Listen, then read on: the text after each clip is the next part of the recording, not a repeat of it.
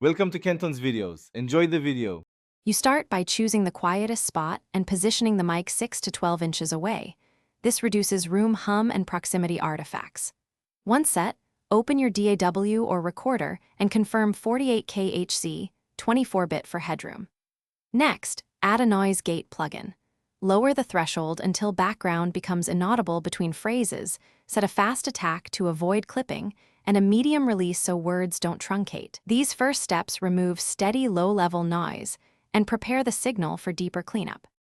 Once you've gated, capture a short noise profile, 3 to 5 seconds of room noise, and use spectral denoise or noise reduction to subtract that fingerprint.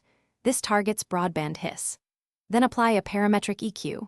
Set a high pass at 80 to 120 Hz to remove rumble, notch any persistent tones, and gently attenuate 2 to 6 kHz if sibilance or harshness appears.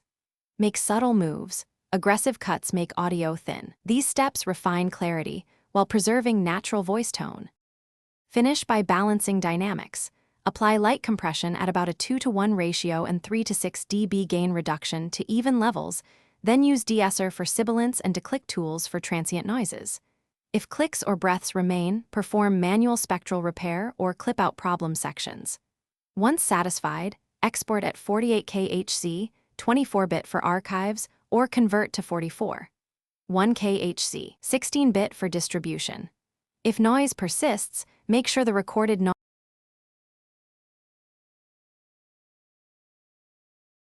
Thanks for watching. Consider subscribing if we helped you.